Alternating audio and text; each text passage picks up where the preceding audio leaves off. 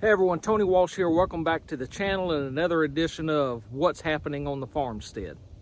A couple of things is, first, I went and voted today. So most of you know how I lean politically, but the important thing is you as an American that you go vote. We can agree to disagree, we can not like each other's politics, but as an American, it's important that you vote.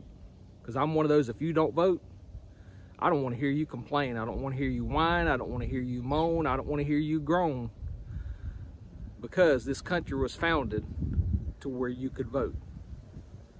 So exercise that right.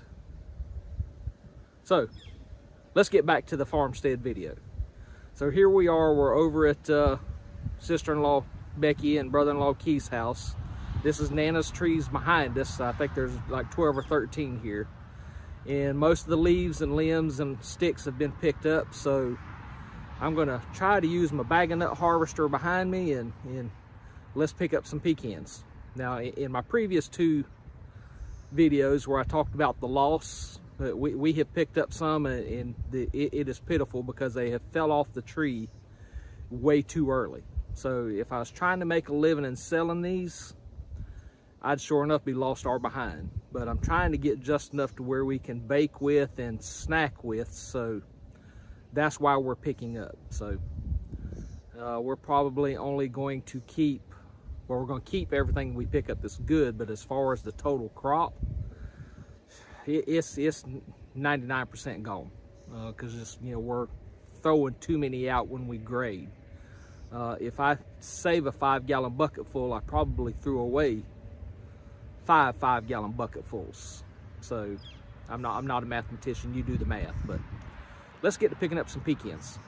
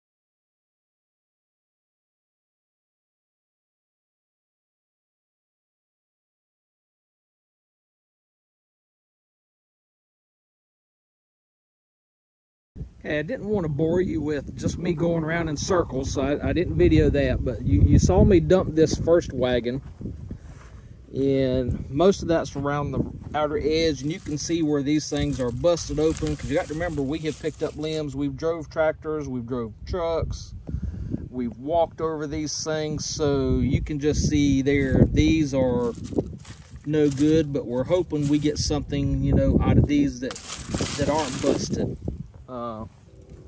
This bag of nut does a great job. It picks up everything, good and bad, and that's okay for yard stuff. And again, back in my younger days when I had 300 trees, and Jackie's Uncle Wendell had, Lord, I imagine he had a couple thousand, between leasing and owning and stuff like that. So we used commercial equipment.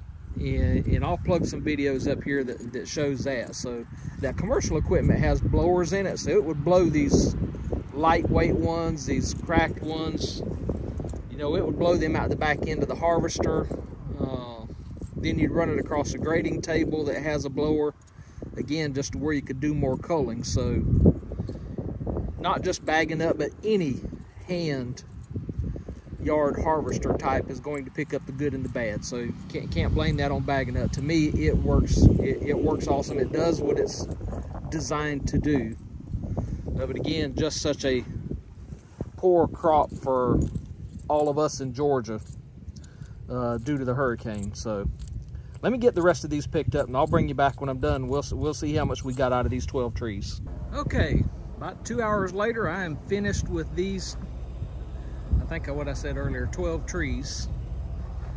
Got my Gravely lawnmower, which we love Gravely, and bagging nut harvester, and this is what we got. And there are still nuts on the trees, so hopefully they'll be better than what these are here. And again, a lot of these didn't pick up because they're broke, they're cracked, they're mashed into the ground because of the rain, the tractors, just the footwork over them. And these trees aren't irrigated, these trees aren't fertilized, so that is my goal in 2025, is to whip these things back in shape. But that's what we got for today. Okay, I've spent a couple hours picking up pecans, and now it's time to get down here to this end of the yard where the pine tree limbs have fell down. All the big limbs are gone, but we've still got all this little stuff that's got to be picked up to where we can mow the grass. So as you can see, no help. Tony all by himself, so woe is me.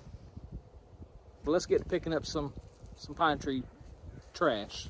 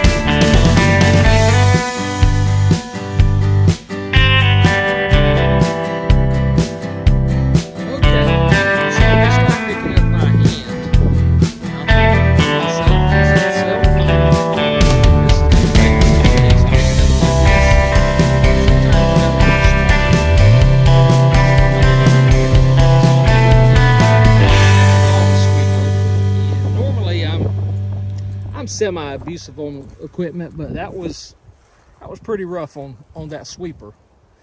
But and it's an Ohio steel. I don't remember where we where we got it from, but to me it done a great job. Is it perfect? No. Then again, did I want it to be perfect? No.